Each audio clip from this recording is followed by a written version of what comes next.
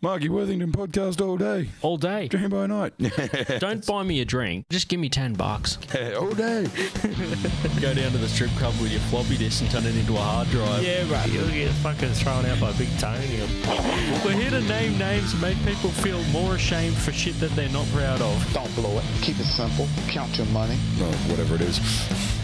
Hey, how you doing? Welcome to the Marky Worthington Comedy Podcast. This is episode 37 with dual guests.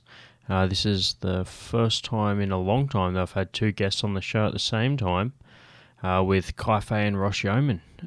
They've both been on the podcast before, but first time they've been on the show together. It's a really fun episode. I really enjoyed the dynamic of having three people in the studio.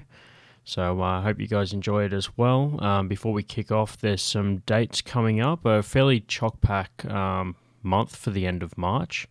So we've got tomorrow, Tuesday the 16th of March at the Basement. We've got the Basement Open Mic starting at 7 o'clock. Then we've got on Thursday, I've got a gig at Smith's Alternative with Fundamentals. That one kicks off at 7:30. It's got Phil Carruthers, Kelsey Bullis, myself, Alexander Richards, and Jeffrey Charles, the room runner. So check that one out. There's some tickets in my description, a link on my bio. If you're listening to this on YouTube, head on over to my Instagram, click my bio, and there's your link for your tickets. And same with all the other platforms. I don't know why I specifically said YouTube. Maybe it's just because I just want people to go to my YouTube. If you haven't already gone to my YouTube, just subscribe to that. That'd be rad. Just midway through my comedy dates, I'll just randomly do a plug for my YouTube. And then we've got the Boardwalk in Belconnen. There's an open mic there on the Thursday, the 25th of March. So check that one out. I'll be performing on that room. And then rounding up the month of March, we've got the guest for today's show, or one of the guests, Fahey is doing his Thinking Man's Bogan. He's doing a special at Boardwalk in Belconnen on the 27th of March. He talks a little bit more about that in the show, but just a heads up at the top to go over and buy those tickets and check him out. So cheers for listening and enjoy the episode. I love that it's the Marky Worthington Podcast with Marky Worthington. Hey, how you doing? Welcome to the Marky Worthington Comedy Podcast. I'm here with, I think the first time ever I've got two guests ever since the second episode where I did Bradley Bishop and Jeffrey Charles. Back again here with Fahey and Yeoman. How you doing, boys? Yeah, can't complain, man. You know, living life, living the dream. Yeah, I'm getting by on me. I have a quick question. Just leave the questions for me, man. No, go ahead.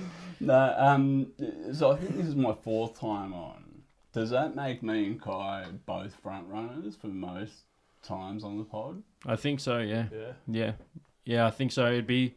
I have to do a tally which doesn't include double episodes and then includes double episodes and see like between the two, because sometimes like Kai and I did a double episode and I think the first time you were on was a double episode as well. Yeah, and we've done a single episode as well. And so I don't know, man. I have to go back through and tally it up, but I reckon that you two would be in the top two. I'm just working out who's in front.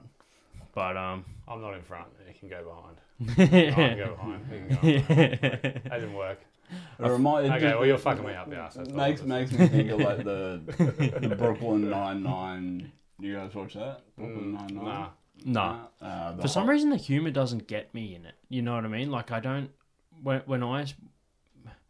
The style of comedy isn't my style. Like, I've watched a couple episodes and it's not really been like my type of comedy, like that kind of like heavily written, kind of like heavily acted. I've never watched a single episode, but I did recently, as an experiment, try to watch The American Office, and just like 2 episodes in, I'm just like, I don't know, just like I could see why people like it, but it just didn't do it for me. Like maybe the Gervais version of The Office would probably be more my type, but.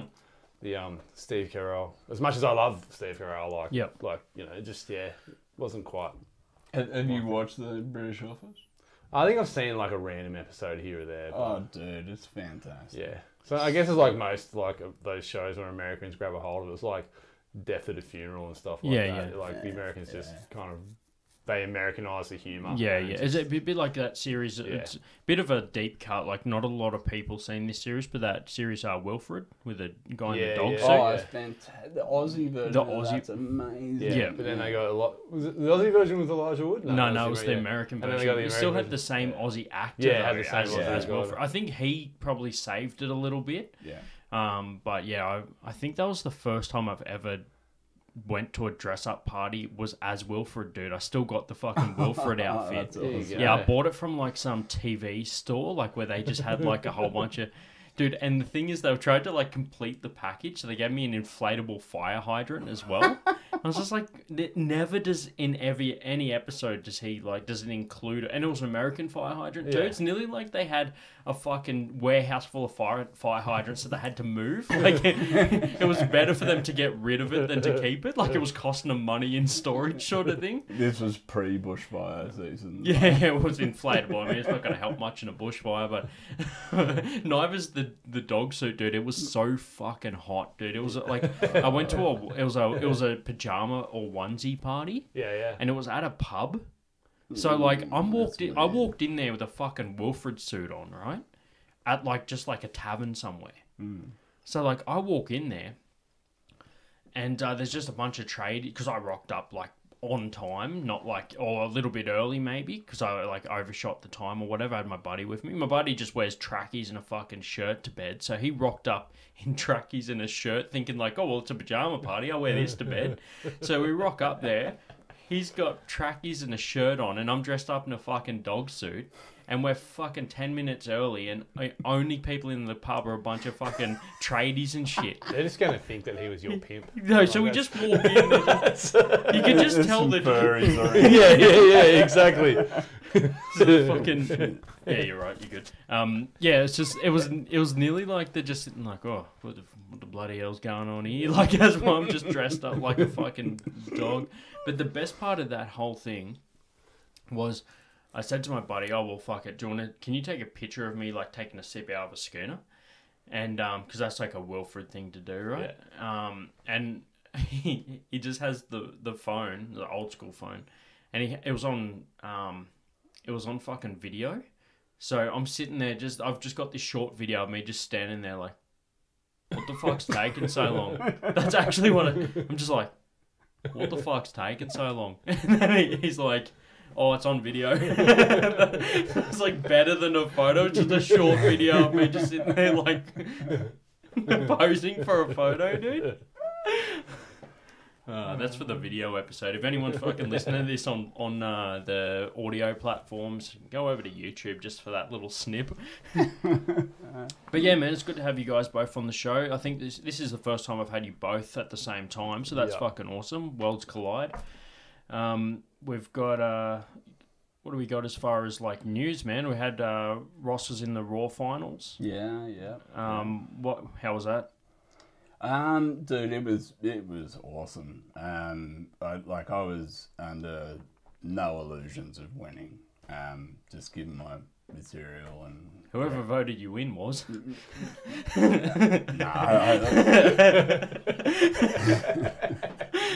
I think they just threw me a bone and was like, yeah, all right, we'll let you in. But a pity spot. Yeah, it was. It was like a pity spot. I didn't mean that, but yeah, okay, anyway. But yeah, I remember because the Raw finals at the Street Theatre were meant to happen, I think, in March of last year, and then obviously the world went to shit. And I was so devastated that because I left work at like midday, like timing my set over and over and over again, like trying to keep it to under 5 minutes and that kind of thing. And then Normally hours... you leave work at midday, but this time it was because of Raw. The fact that I even went to work is something. I went to work that day. Yeah. Yeah, okay. But no, yeah, and an email came out like 2 hours before we were meant to kick off saying, we've had to cancel because of COVID. And like they kept dropping the crowd size from like, I think they went from 200 to 150, then 100, and then they canned it. And so then when it came back, it was like, but it's fucking awesome. Like finally it's going to happen. And it was a great night. And like I never invite like my friends or family to open mics that I'm doing or anything like that. But I figured at the street theatre, I'm going to be one of like 10 or 12 people. You know, yeah, I'm happy enough, and I let a select few people know that I was going to be, you know, competing. And yeah, I feel like my set went really well. I'm still really keen to get the footage. But yeah, unsurprisingly did not win with my material. And I remember you, Kai, saying when I first told you, I think it was before the heat, like a year ago now, which is crazy. I think it's been that long. Yeah. But we were having a beer, and I told you I'd entered this comedy festival. I told you what it was, and you were like, "You fucking idiot." What? Why? Well, because you were like, you realise you only get 3 shots. Oh yeah, you only get 3 shots at the title. Yeah. Yeah, you only get a chance to compete 3 times, and you were like, Don't worry, we're not going to talk about any other reasons for that. As we're going to keep it strictly lit business here. Yeah, you only get 3 shots at the title. Yeah. And yeah, and I really do. I mean, look, some people I've heard of, I've even met, you know, they go in first time completely green and they take it out. But I mean, they are exceptions to the rule. They're phenomenon. You know what I mean? Like, for the most of us, I think you need a couple of years under your belt before. Well, yeah, I think I've been doing comedy for about 3 months. Yeah. And you were pretty frank with me. And were like, dude, That's why Kai's advice is fucking solid, dude. Because you know that he hasn't, like, he's not going to, like, overthink it or anything. It's just straight up. This is what I find funny. Like, this sort of like, throughout my whole life, people like to say shit like that. Go, I love getting advice from Kai. Yeah. Because he doesn't fucking sugarcoat it. And I'm like in my head going, yeah, I do.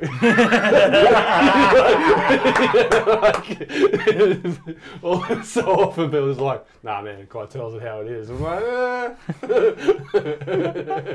Oh, that's fucking good, man. Oh, God.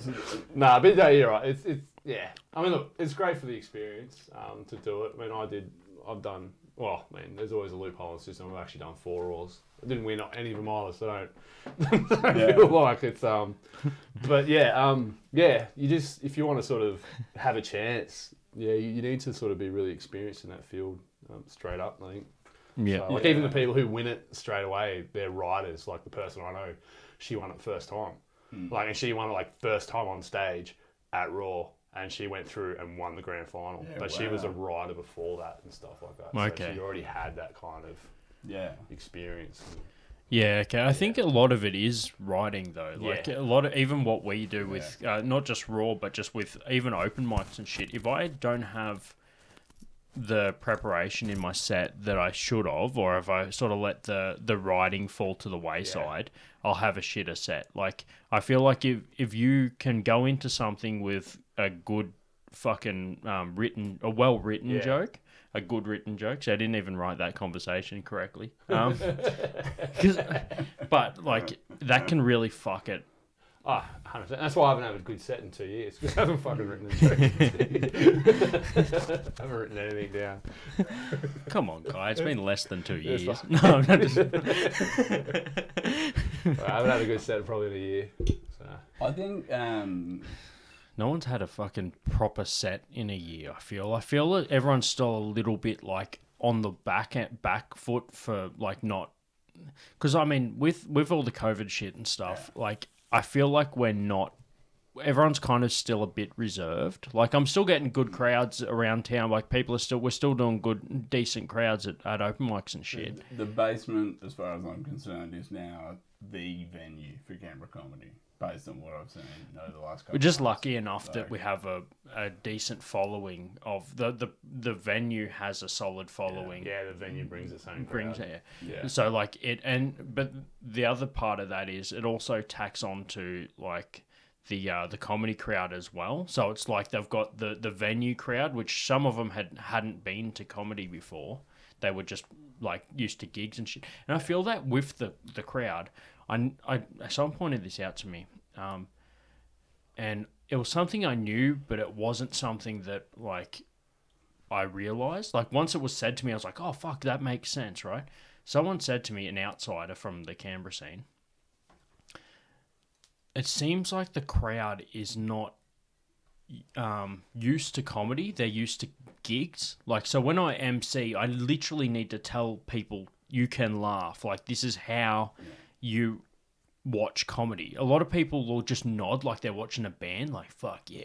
Like, yeah, like, it's like, I feel like sometimes if I'm nailing a bit, the crowd is just, yeah, it's like I'm literally, like if I'm nailing a bit, dude, I may as well be holding a guitar doing a solo. They react the same. Like it's fucking weird. Chucking their undies on the stage.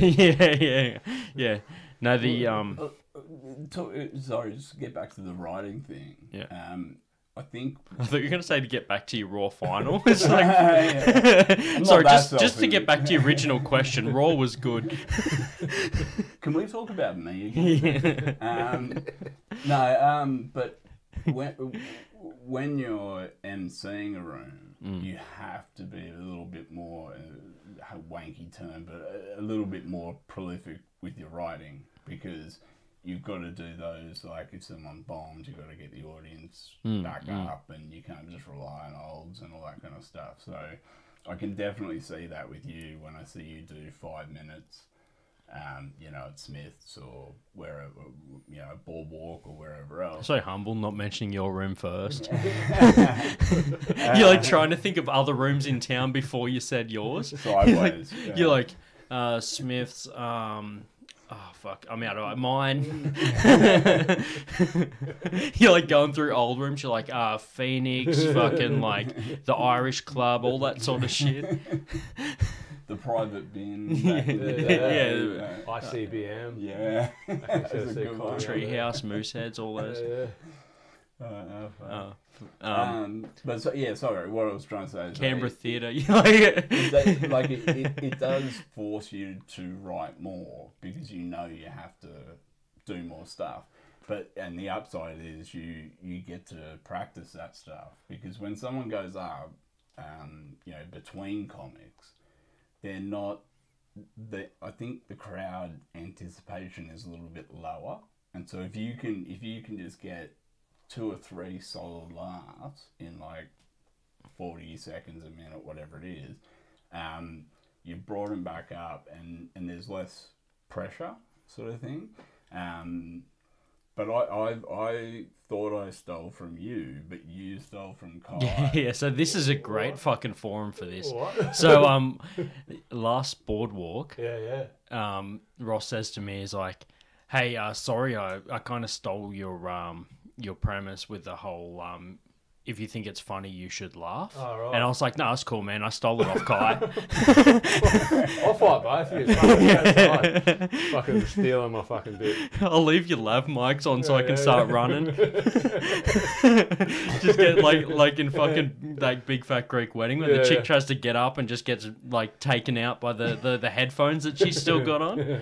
Yeah. There you go. Whatever. Yeah, so... Oh, you stole it? Well, that's good. Because it's weird, too, because you're talking about, like... So now we need to know who you stole it off. I was actually... Did I steal it off someone, or... I actually don't know if I did. It's a pretty common... It's a pretty common line, yeah. Like, and something that you pointed out to me in the early days of me emceeing was I need to separate my stage time from my MC time. Like, it's a different vibe. Sometimes people's stage presence is fairly upbeat. Like, Kai, you sometimes can have slower bits, like, where you're building. Yeah. But for the most part, where you've got high energy parts, they're, like, really high energy. Yeah. Whereas my stage presence for my comedy is fairly low energy. Yeah. So like I'll like tell us, even if I tell like a bit that goes good and the crowd's laughing, I kind of like tend to shy away from also like bringing up my level. But So one thing that I often do is when I MC, I'll go back into doing bits or like not sort of like pronounce myself as much. Whereas I need to, that's something I need to work on as an MC. Like I need to separate that. And I still do it, dude. I've been MCing in the basement like ever since it started. And I think a couple of times I've got guest MCs, but for the most part, I'm too fucking like egotistical to let anyone else have That's another thing you that. stole off me. Being too egotistical to let anyone else MC your room. Yeah, it's a thing though. Like you gave me your room. I didn't steal that shit. No.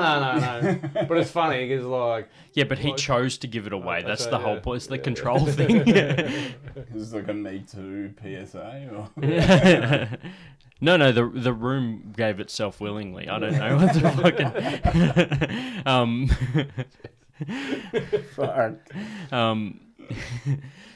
so that's one thing I still subconsciously tell myself, and I still pick myself up when I do it wrong, but I constantly will, like, especially if someone just comes off stage after, like, before a break or whatever, I won't keep that energy going sometimes. I'll just be like, all right, fucking 10 minutes, see you later. Right, yeah. But I need to make that second nature to, like, bring that up. So that's something that I've learned from MCing. Yeah. No, I have to agree with you. Like MC. I mean, I'm lucky, I guess, as in I'm high energy, or generally high energy, so it's easy for me to sort of, well, not, but I don't forget that when I'm MCing. I sort of keep my, you know, so that is sort of a thing. In fact, as you said, it's really hard for when I try and bring it down. Like when I did that Karen help thing, man, when I actually had to that was actually really hard for me to like bring my energy down and be comfortable sort of in that space. But at the time I knew that I was just doing a routine. Yep. I wasn't the backbone of the night or anything like that. I was just, so I was able to, you know, do what the fuck I like. But it was good. It was weird. It was actually good to see a different style of your comedy, like, Yeah. and even when you're getting laughs, you were like still trying not to like match that energy. I was just trying to stay. It was fucking good, man. I want to do that again. Yeah, it's a good bit, I reckon. Yeah. Like you could. The thing is, though, it would be hard to do. I can't do it as part of my part of a bit. You've got to do it just by itself. Standalone.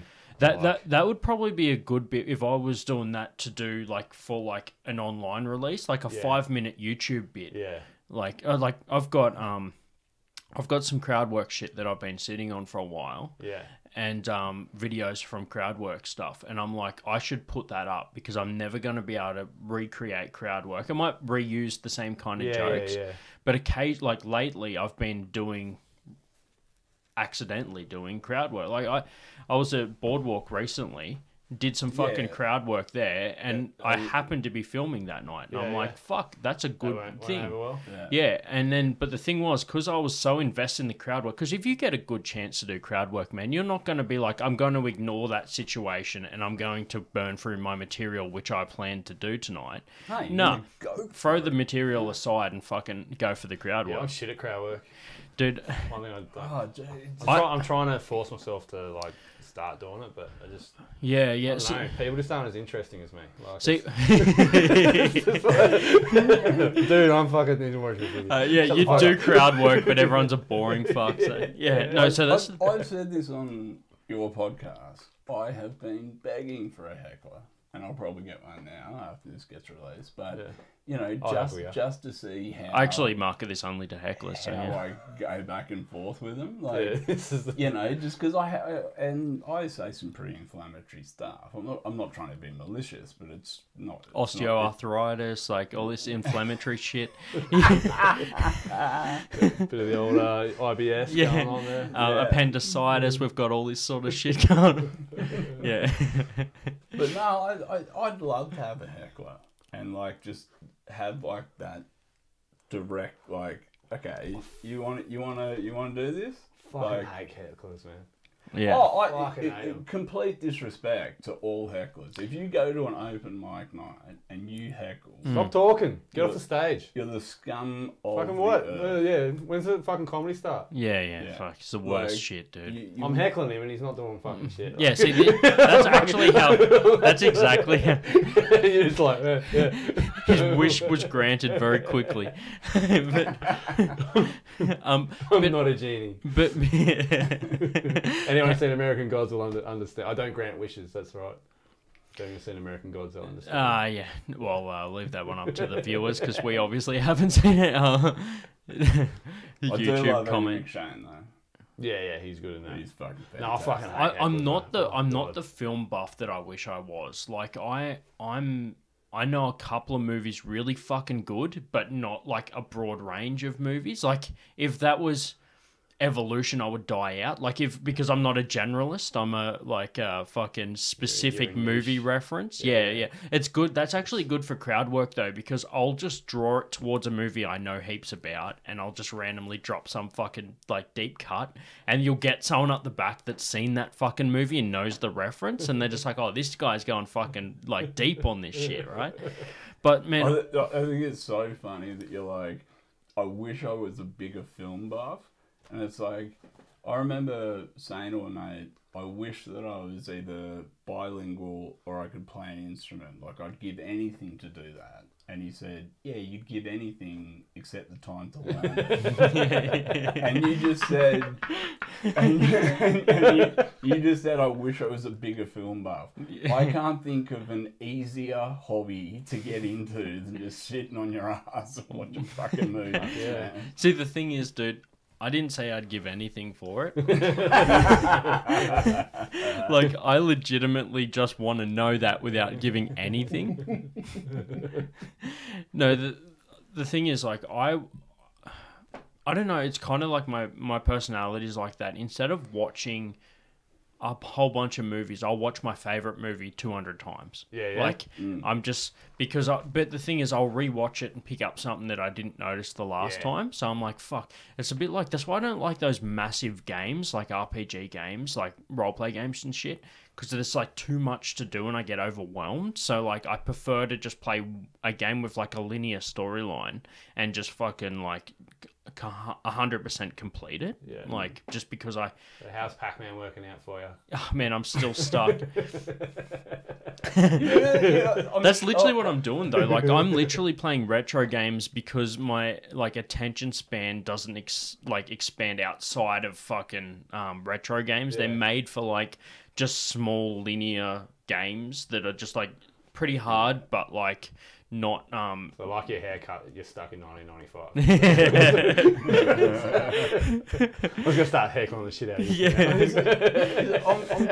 I'm pretty sure it's a made up quote. Because otherwise it's just... All quotes are made up, dickhead. Sorry, no, I'm going to stop heckling. Sorry. This is basically the Ross and Marky podcast with a guest heckler.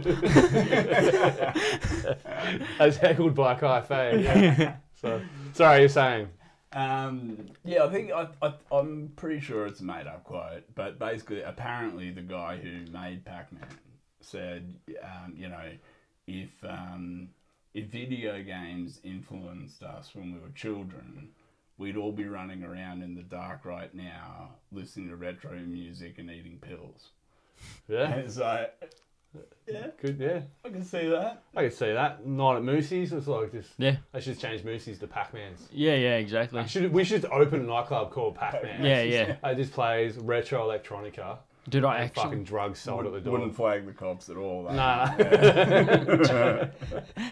Are you saying that in this club that's new and interesting, the bouncers actually sell the drugs? Yeah, that's right. Whoa, that's so crazy. I've never heard of that before. It's nearly like $14 an hour is not enough money. They had to double We're dip. doing it. We're going to open up a nightclub called That place would have to have Mo as its bartender for sure. I always said this, man, as a bartender, yeah, I have to say that, like, have you seen Death Proof by Quentin Tarantino?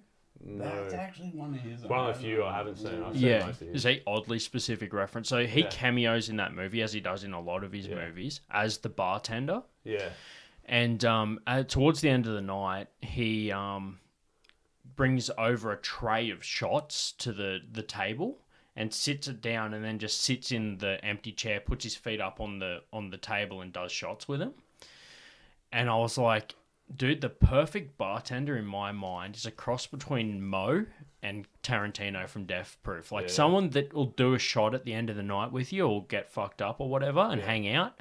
But also the start of the night, I always found that I have to be Mo. Like I have to be that like get your fucking drink and get away from the bar or like, cause you're literally like herding cats by the end of the night. Like you're literally just like, fuck. Like I remember one time, this is pre-COVID, there was, that song Jump comes on for like a retro 80s night. Yeah, yeah. And people were literally trying to jump on the table. Like, it's just literally like, when would you ever fucking decide that was a good idea? Like, it's just at the end of the night, it's literally like, I literally feel like a childcare worker just fucking trying to keep everybody like off the table. Don't climb on that. Get down off there. No, don't swing off the fucking roof. Like, it's just, I literally feel like Arnie in kindergarten Go to the cop. toilet, the fucking bathroom's over there. Dude, I literally feel like I just need to be like, shut up! Like Arnie in fucking kindergarten cop, man. I said that before for the listeners, but I didn't get the response I wanted, so I obviously had to repeat it. Like, it's like, yeah, dude, we heard you the first time. It's a shit fucking joke. Like, you did. It's like, do you hear me that time? Yeah, I heard you the first fucking time, dude. That happens so much in conversation. I'll be like, make a reference like 3 times and like, yeah, dude, we heard you. I'm like, okay, just checking if you like want to laugh. I'll stop if you want to laugh. Yeah. Okay. I MC the conversation. You feel free to laugh if anything I say is funny. But so you want to be Mo for the first half, so you're just suicidally depressed, and then eventually you start drinking alcohol. And you aren't depressed anymore, Yeah, I like it. I like it. That's breakfast. But, They do shots with you in America. Yeah, I heard that. They'll do shots with you in America. Like when I was over there, get a few drinks. Like you got to buy a couple of drinks, but then all of a sudden you just like you buy a few drinks for a row, and then a couple of shots will appear in front of you. Like you didn't even have to pay for it, and the barman's like shot on the house, and you fucking do one with you. I think you're trying to get more tips by the end of the night. Obviously, you end up tipping, but I was like, yeah, sweet man, I'll do a shot. Like just do a shot with the barman, or you can buy them a shot, and they're like, yeah, no problem. Man. They do like. Fuck it. Yeah. I mean, as long as I guess they don't get sloppy, but yeah, they dude. fully drink. A lot of bars are cool with that I've heard in the States. Like they also free pour as well, so booze tends to be a lot stronger as mixed drinks and shit. You get pretty fucked up. Especially also too, even if they do pour, an American shot is 50 mils, not 30, like an Australian shot. Yeah, yeah. So I remember I bought this pumpkin whiskey or something. So I was like, I just want a shot of that. Was it October? No. Okay. Oh, no, it was November. Okay. So they're selling out the October pumpkin spice stuff. But dead set, man. Like in this bloody, like it's like a small tumbler. They still had the sign. They were like, fuck it. Yeah, November as well. I was just like, what's like, no, I asked for a shot. And he's like, yeah, that is a shot. Like, the thing was nearly the size, like the glass was nearly the size of my fist. Like, fuck yeah, I'll drink that. But it's like, Jesus Christ. Like, I couldn't shoot it. I had to, like, drink it, you know what I mean? Like, I wanted a shot, not a fucking sip, you know? Like. So afterwards, you ordered your girlfriend a double and then said, not my fault. Yeah, you drank it. No, dude, Kai wasn't dumb enough to go to America with his girlfriend. Yeah, I didn't go to America with my girlfriend. Dude, I tell you what's fucking... apparently the term shot comes from, like, Old West days, where if you didn't have money, you could actually pay for a shot of whiskey with a bullet. Yeah, so they used to call it a shot because they'll be like... Oh man, I haven't got any gold doubloons or whatever the fuck they use. So, dude, imagine the first guy to ever fucking come up with that, and he's just like, "Well, I haven't got any money, but you can have a bullet out of my revolver." You know what it probably was? It probably it was a threat that the bartender mistook. He's like, "I got no money, but I got one of these." You know, and he's like, put the bullet down, like, "I'm gonna fight." And the guy's like, "Oh, okay, I need bullets in my gun." Like, here you go. And the guy's like. What? Like, here you go. It's like, no, don't shoot me. Give it to me before you unload it, and we'll call it even. It's like fucking win-win. It's a bit like when you go to the bar when you're leaving, like when you're about to head off, and you're like, oh, can I grab a Jack and Coke, but don't crack it? Don't crack it. You give him the bullet without shooting it. Just bang. Probably just a threat. Dude, that's the worst shit ever. When you work... luckily, the bar I work at doesn't have a takeaway license for the bar. They do apparently have one, or they had a temporary license for the restaurant during COVID because they were doing deliveries and shit, and they could give people booze. I don't know if they're still doing that. But the license is fucking expensive to have a takeaway yeah. license. So they got a temporary one over COVID, so they could still do that. But working at a bar, so like a lot of clubs and shit do it, where you can like order takeaways from the bar. So like my brother used to work at a golf club, and they used to have a takeaway license, and he said the most fucked up thing is like trying to keep everyone from just cracking them, because they're slightly cheaper because they're takeaways, so they're just like retail prices, not bar prices. Yeah. So like you'll get some dickhead at the end of the night just come up and grab like, oh, can I grab a 4-pack of Jack? And you're like, all right, man, like takeaway, because like it's last drinks is out for takeaway, and he'd be like, yeah. And you fucking, like, he's just out in the pokies, just, like, with the bag next to him, just drinking out of him. Just like, oh, fuck's sake. Like, you go to stop him, and there's, like, 4 other cunts doing it. And, like, people are just coming over, and he's, like, selling them out of his bag. Like, you know, just like, oh, you can have one, man. Chuck $5 in me pokey, and you can have fucking, like, one of me Jacks. Just sitting there like, fuck's sake, cunt. Yeah, I've been doing it wrong all these years. Yeah, dude. Why would you pay money at the bar if you could just slap $5 in someone's pokey? It's a bit like the shots at the bar, man. Like, honestly, as a bartender, if I had a this podcast should be called As a Bartender, but it's like to You're combat too vain to take your name out of the title. Dude, yeah, exactly. The Bartender Comedy Podcast. Yeah, the Marky Worthington Comedy Podcast. Bartender edition. Yeah, so it's like to combat the like as a single mum, because I just can't say that. Like it's like my closest I can get to something that As like, a bartender. Yeah. No, so anyway, they the thing that always gets me with that, man, is like I would prefer, honestly, like if I'm being selfish, I'd prefer a $5 tip for a free shot I gave to someone than to someone buy an $8 shot. Because it's $5 in my pocket, like, if you're going to be selfish, right? Yeah. So what a lot of... and you've got a bar mitzvah coming up. yeah, exactly. You've got to squeeze every penny. Well, we'll get to the part where they smash a bottle on my head later. But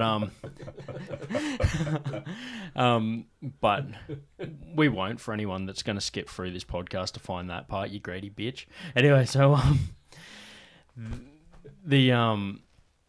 bartenders I've spoken to that have done bartending in Canada and America said that what they actually do is they will often buy a bottle and have it behind the bar, and that's their bottle, which they either take shots out of or give shots out.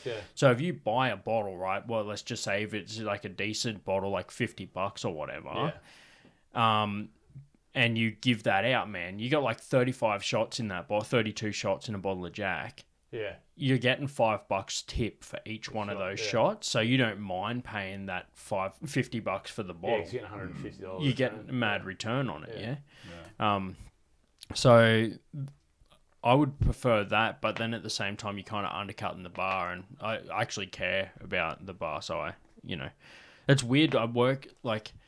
Most of the people's day jobs, they're like, whatever, man. Once I'm not getting paid, I'm fucking gone, right? That's how it works. But like, I legitimately like my bar job. Plus, I like the people there as well. So it's like probably why I've stayed there for so long, because it's like I've got the good things going for it. Yeah, it's nothing worse than hating your job. Yeah. It's fucked. And the people are critical. Like, you know, I've done contracting for different government departments and stuff, and it could be the most interesting project in the world, but you could have a team of absolute pricks. Yeah. And it's just like, I don't want to come in today, you know. Yeah. But I've worked on dog shit projects that I know aren't going anywhere, but the team are fucking fantastic. Yeah, I've had some pretty like shitty underpaid jobs, but I like the people I worked with made it good. Like at the moment, I make the most money I've ever made, and that's how it should be, right? I fucking hate my job. I don't hate my job. But yeah. Like, if you would offer me the same money to go back to my old job, I'd be there in a heartbeat. Like, bang. It's like the few times... No contest. Yeah, like the few times I've tried to make bartending my primary job, like it's just never worked out, because I think I've always enjoyed it as a side job. But if it became my full-time job, I might like start to get fed up with it. It's just like, it's like chili, man. Like if you put a bit of chili on a meal, you're like, fuck yeah, that like spruces it up a bit. Don't you love that saying? Spruces it up. Fucking. So, is that the thing that only Aussies say? I don't know. Is that like one of those Aussie fucking... No, I think that's global. Spruce. Spruce banner, I guess. No, so the spruce moose. Yeah. We can take the spruce moose. Get in. I said. It's fucking so good, man. I watched that episode last week, actually. Yeah? I'm going back through on Disney Plus. And, Yeah, I've started watching. not a sponsor of the show. Yeah. How I'll good's start watching. Homer's recollection of the vote where they agreed to have a casino? He's like all Oh, yeah, he's muscular. like got a monocle and shit. Yeah, Marge is yelling no with like some Yeah. feminazi shit on. Yeah. And, he's like, and then it cuts back to him and he's like, so I said to the president. Yeah, so it's like the good job is literally like the chili. Like it makes a meal good, but if you just ate a bowl of nothing but chili, you'd be like, this is fucked. You're gonna go to sore ass. Yeah, it's gonna fucking hurt. Dude, it's like actually funny story with that. Always premise every story with funny stories, so you just make sure that everyone has very high expectations, so that you can fucking kill it off real quick. But so my pop, he passed away a few years ago, but like I said, hilarious. Laugh at that. It's hilarious. No, I was thinking of a hilarious story about a brown snake.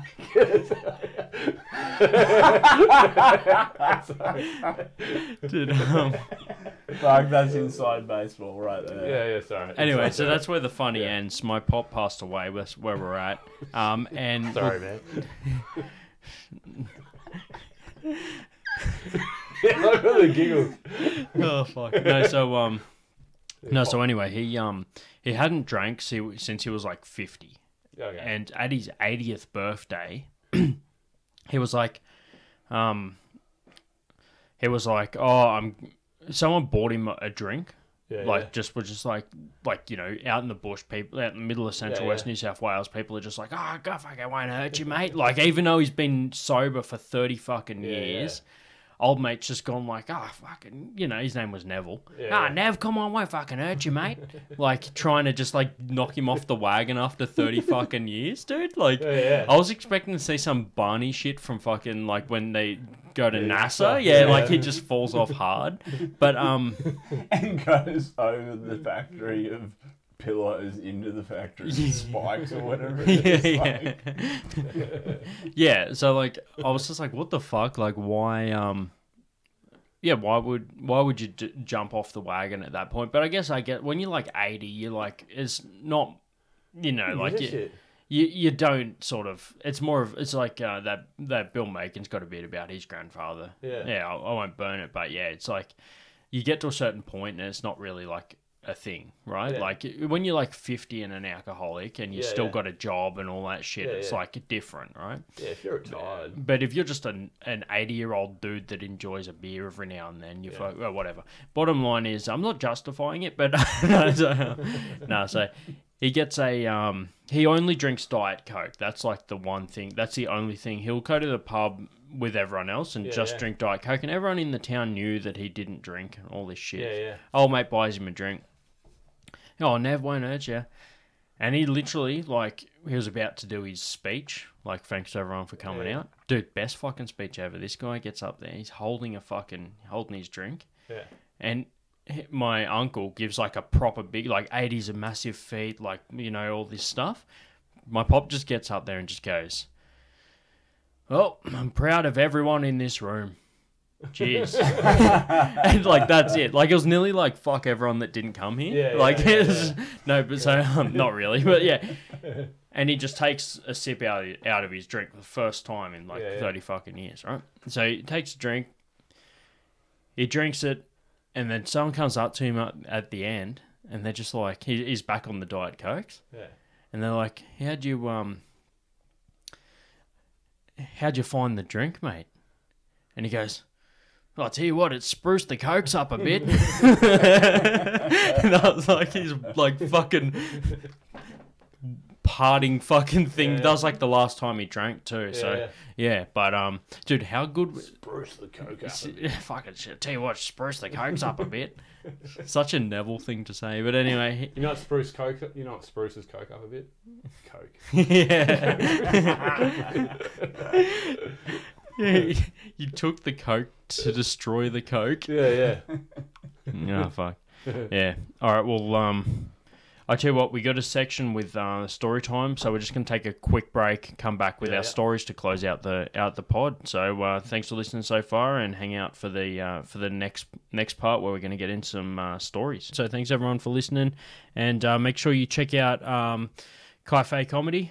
You've got a date coming up, man. Yeah, man. 27th of March is actually my big solo hour, as I'm about to leave for Melbourne to go do it. So, yeah, 10 years worth of work, really, man. And, you know, like, if you're ever going to come see me, I reckon this is actually... It'll probably take me 10 years to do another show this good. So, this is the show. Come see. 27th of March, 2 shows, 7:30, 9:30, Boardwalk Bar. Check out Fahey Comedy, or just search Fahey on Try Booking for tickets. Fuck yeah. And Ross, you got the Boardwalk open mic, which is the last Thursday of every month, yeah? Yeah, it is. I've already got myself and some friends tickets to Kai's on the 27th, just to reiterate. Yep. Just because I want them to laugh at you, not with you.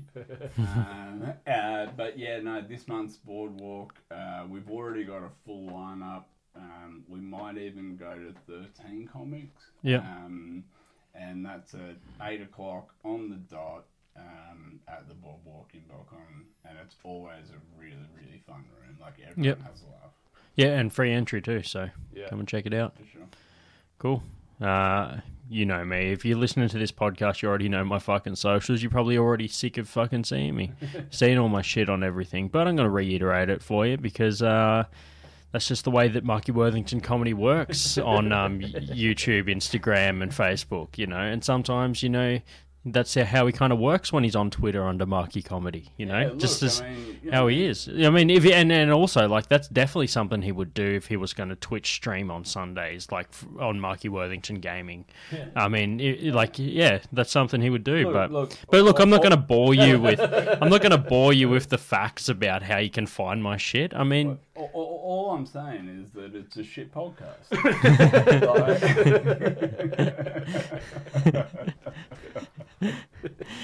Because Ross only knows it when he's on it.